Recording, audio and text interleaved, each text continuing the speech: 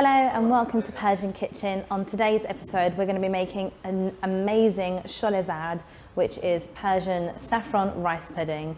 So it's super relevant because it's now cold and wintry. So let's get going. Let me run you quickly through the ingredients of what you'll need. And this is my express Sholeh Zard recipe. So you will need 1 cup of regular rice. I'm just using my trusty Anjuman rice.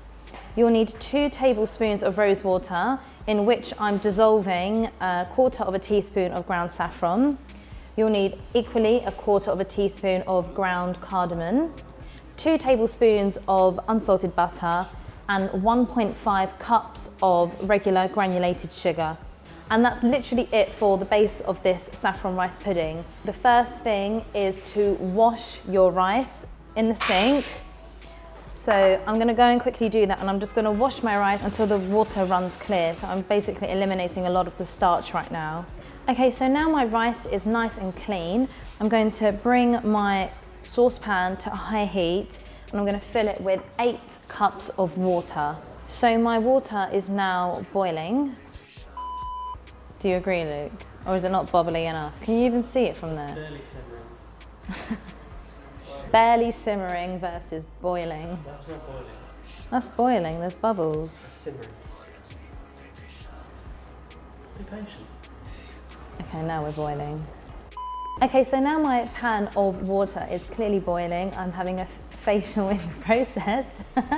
I'm gonna go in with my 1 cup of rice that I just cleaned. We're gonna then turn it to a simmer and cook it for 15 minutes. Okay, so the rice has been simmering now for 15 minutes, so it's time to go in with the rest of our ingredients. So that's 1/4 teaspoon of ground cardamom and 2 tablespoons of that saffron infused rose water. I'm gonna go in with my 1.5 cups of sugar and my 2 tablespoons of butter. Given that all the ingredients are now in the pan, I'm going to stir them together until the butter's dissolved. Everything's nice and evenly combined.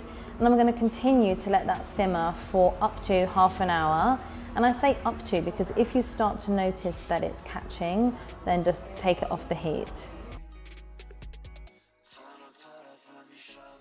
Okay, so it's been half an hour on a lovely simmer, so I've just turned the heat off, and you can see from my pan how great the consistency is. There's no liquid in the pan, but the rice is nice and wet, so I'm gonna go and just pour them straight into my pots.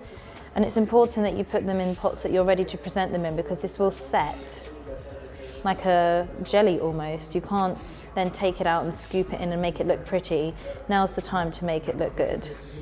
Okay, so for Sholeh Zard, we want a really nice smooth top. So you can use your spatula to make it super compact, because you also want a flat base to decorate. Now, it's really common for people to write in Farsi, to decorate with nuts, but this is your opportunity to be creative and crafty in the kitchen. So you can go for whatever you like and whatever kind of toppings as well. So with cinnamon, people really pile it on, but then when you eat it, it's like, oh, powder. So just really, really lightly, you can see that I'm not even like tapping, oh, okay, yeah. Just really, really tap lightly your little spoon and do tiny bit by tiny bit. You can always add, but it's like impossible to remove. And then maybe with some crushed rose petals on that one.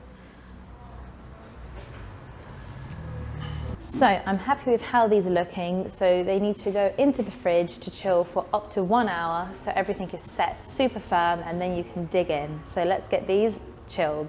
Thank you so much for watching this tutorial. I really hope that you enjoyed it, and I hope that you give it a go. Let me know if Persian saffron rice pudding is your favorite.